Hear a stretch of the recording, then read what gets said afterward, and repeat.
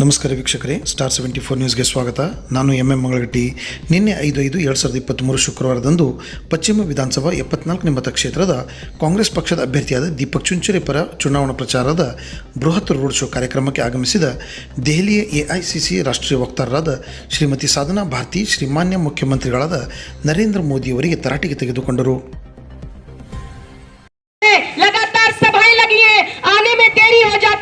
परंतु अजरुद्दीन जी ने मुझे फोन किया, अल्ताफ जी तक मेरी बात पहुंचाई. उन्होंने मुझे फोन किया और कहा कि साधना मैं तो पहुंच रहा हूं, लेकिन तुम पहले पहुंचो और जाकर मोर्चा संभालने का काम करो. तो आज उनकी बेटी के रूप में मैं आपके बीच में आई हूं. आज आपसे सीधी बात करने के लिए आई हूं. आजकल क्या चलाया जा रहा है न्यूज चैनलों पर, एक बात कह दी जाती है प्रधानमंत्री जी के द्वारा. जब कांग्रेस पार्टी अपना गारंटी कार्ड रखती है, कांग्रेस पार्टी अपना घोषणा पत्र जारी करती है, तो कांग्रेस पार्टी ने यह वादा किया है कि जब कांग्रेस की सरकार जब इस बार कर्नाटक में बनेगी तो हम 200 यूनिट तक मुफ्त बिजली देने का काम करेंगे. हम महिलाओं को मुफ्त बस में यात्रा कराने के लिए बंद करेंगे, फ्री टिकट देने का काम करेंगे. कोई किराया महिलाओं से बसों का कर्नाटक में नहीं लिया जाएगा. हर परिवार के अंदर प्रति सदस्य 10 किलो चावल देने का काम कांग्रेस की सरकार करेगी. साथ ही साथ बेरोजगारी भत्ता देने का काम कांग्रेस की सरकार. चाहे बजरंग दल हो, चाहे कोई भी ऐसा संगठन हो, हम उसे बैन करने के लिए प्रतिबद्धता दिखाने का काम करेंगे. लेकिन जब ये बात कही गई तो मोदी जी सामने आए और मोदी जी ने कहा, अरे ये तो बजरंग बली पे ताला लगाने की बात कर रहे हैं. पहले राम पर ताला लगाया था. अरे भूल गए कि राम पर ताला भी कांग्रेस ने खुलवाया था और हिंदू मुस्लिम की एकता का नारा भी कांग्रेस पार्टी ने हमेशा लगाया था. और आज भी कांग्रेस पार्टी हिंदू मुस्लिम सिख ईसाई आपस में भाई भाई के नारे को बुलंद करने के लिए आई है.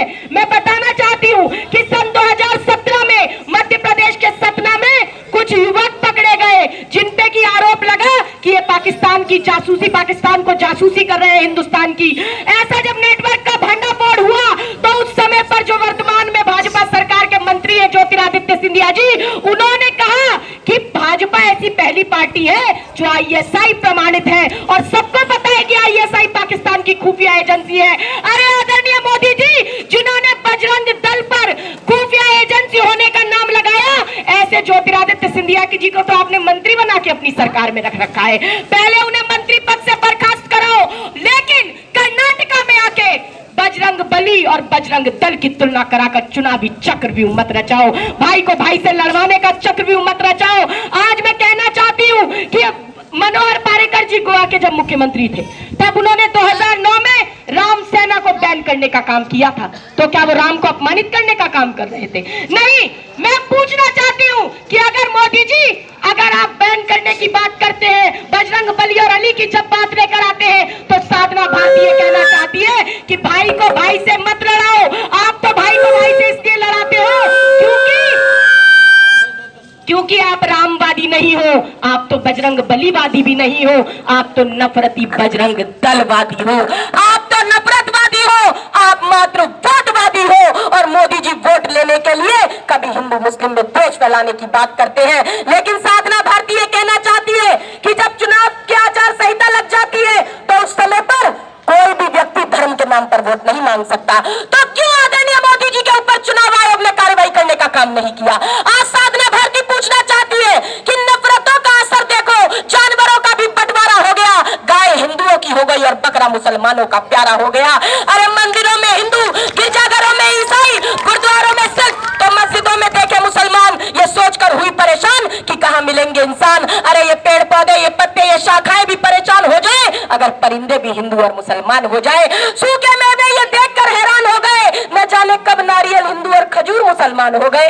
अरे न मंदिरों को जानते हैं, न मस्जिदों को जानते हैं, न शिवालयों को जानते हैं. जो भूखे पेट होते हैं वो बस निवालों को जानते हैं, बस निवालों को जानते हैं. अंदाज जमाने को खलता है कि साधना भारती का चिराग हवा के खिलाफ क्यों जलता है. अरे साधना भारती मन पसंद है, मेरे चेहरे में दंगा रहने दो, मेरी छत पे भारत का तिरंगा रहने दो.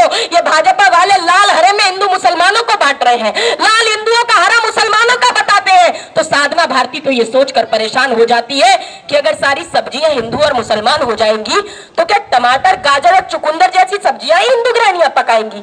मैं सोचती हूँ ये बेचारा कलिंदर, ये तरबूज कहाँ जाएगा, ये तो अंदर से हिंदू और बाहर से मुसलमान ही कहलाएगा। अरे संगत का असर होता है सब्जियों के साथ साथ। ये पेड़ पौधे अगर हिंदू मुसलमान हो जाएंगे तो क्या हरे पेड़ पौधों से ऑक्सीजन लेने हम हिंदू नहीं जाएंगे? क्या हरे पेड़ पौधों पर लगने वाले लाल फलों और फूलों को मुसलमान हाथ नहीं लगाएंगे? क्या प्रकृति द्वारा बनाए गए इस एकता के बंधन को ये भाजपाई कट्टरपंथी रोक पाएंगे? अरे ये भाजपाई कट्टरपंथी नहीं तोड़ पाएंगे जब कर्नाटका और हुबली धारवाड़ वेस्ट विधानसभा क्षेत्र के लोग आने वाली हमारे इस चुनाव में हाथ के पंजे के सामने वाला बटन दबाएंगे। आदरणीय दीपक चिंचोरे जी को भारी बहुमत से विजयी बनाएंगे।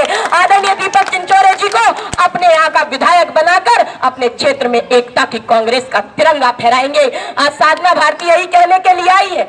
आज मैं पूछना चाहती हूँ कि बजरंग दल में तो मोदी जी को बजरंग बली दिखाई देते हैं, मगर वो बजरंग बली जो भगवान राम जी के परम भक्त हैं, जिन्होंने माता सीता के बचाने के लिए पूरी लंका को फूंक दिया था, और आज वही सीता माता की बेटियां दिल्ली की चौखट पे पहलवान बेटियां आज अन्याय की मांग कर रही हैं, अन्याय के खिलाफ लड़ाई लड़ रही हैं। अरे मोदी जी का एक सांसद है ब्रजभूषण शरण सिंह, जिस पर एक नाबालिग बेटी सहित 7 पहलवान बेटियों के यौन शोषण का आरोप लगा है।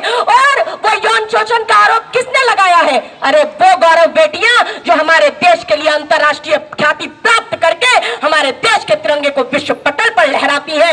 आज वो बेटियां न्याय की मांग कर रही हैं, परंतु मोदी जी मौन है।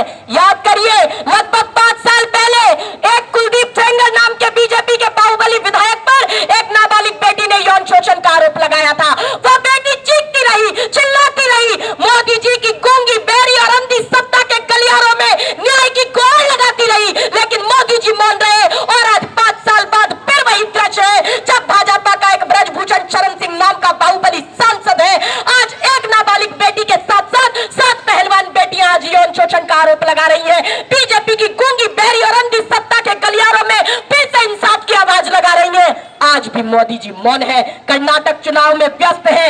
अरे मोदी जी जाग जाइए, बेटी बचाओ और बेटी पढ़ाओ के नारे का मर्म समझ जाइए। लेकिन मोदी जी मर्म नहीं समझेंगे, क्योंकि ये तो बलात्कारियों और अपराधियों को संरक्षण देने वाली पार्टी आज बन गई है। हमें ऐसी पार्टी को मुंहतोड़ जवाब देना है, क्योंकि नारी परामर्श में मंत्री, गृह कार्य में दासी, धर्म कार्य में धर्म पत्नी, इसने करते हुए माता विलास में रंभार, पीड़ा में मित्र का स्थान रखती है।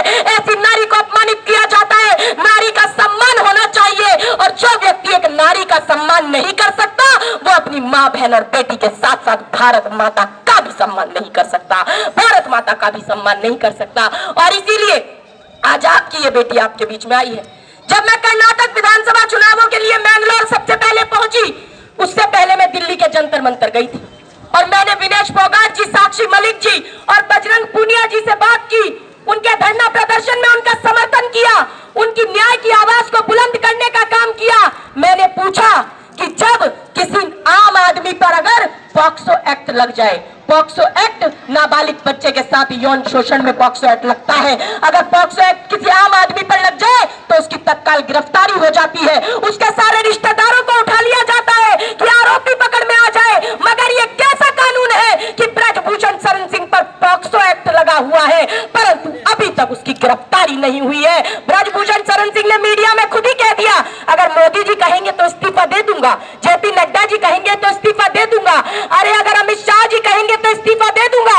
इसका मतलब भाजपा की मंशा ब्रजभूषण शरण सिंह को गिरफ्तार करने की नहीं है। ऐसी महिला विरोधी भाजपा, ऐसी राम विरोधी भाजपा, ऐसी आज किसान विरोधी भाजपा, ऐसी युवा विरोधी भाजपा को आपको मुंह तोड़ जवाब देकर दिखाना है, और आने वाली 10 तारीख को हाथ के पंजे के सामने वाला बटन दबाना है।